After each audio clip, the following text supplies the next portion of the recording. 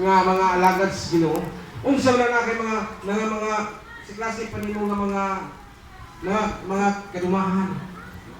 Mayo kayo mo, dunay mamilagro nga lang mabuhat sila ang kinabuhi. Ikaw mismo sa imong kagalingon, wala ka tinuray na pag-us sa imong kinabuhi.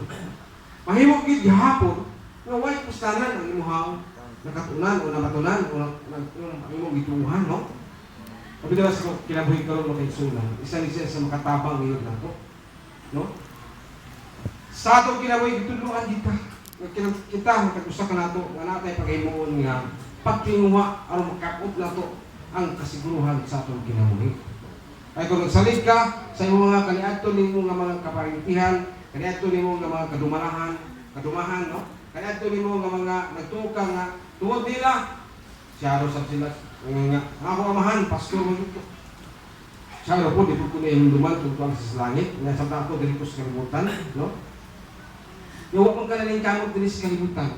Nagtuman mo kasi mong gusto nga dili maayo tubangan sa Ginoo.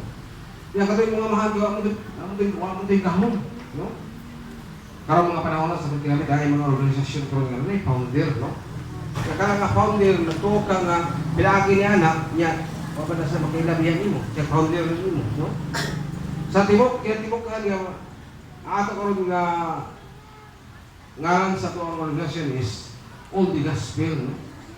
Ang naguga, isa sa naguga nini ang atong host pastor dahil sa una, no? Si Pastor Timo Toriano. Karon si Pastor Timo Toriano. Masyo ko nga anak ko ni Diyos Ginoo. Masyo ko nga anak ko siya sa kamot sa Dios. Yan na pahina na ako kay parenti ko. Pamangkon ko niya, yan diri ko diri ka simbahan.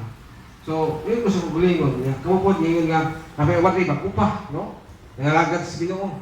Yan napay ubat rin sa dugay na. Kung dili ito siya makatabang kanimo. Aron nga kapatong ka assurance mo kini sa man panitan kung namatay naman sa manungki mo, no? Wala mo to siya dili sa kalibutan.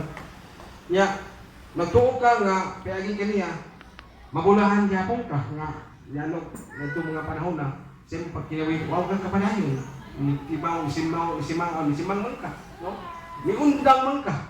Pagkayon ka gihapon nga adal lagi siguro malangit ibig ko ni kay tuwa to ako ang pastor, tuwa to ako ang founder, tuwa to ako ang labaw, tuwa to ako ang ilan ako nga gitanan ako sa espirituhan ng ibahin. Makatabang na po na ako. Sa paghangyo ko sa Diyos nga ako ibalik o ako ibutang ko sa langit, no?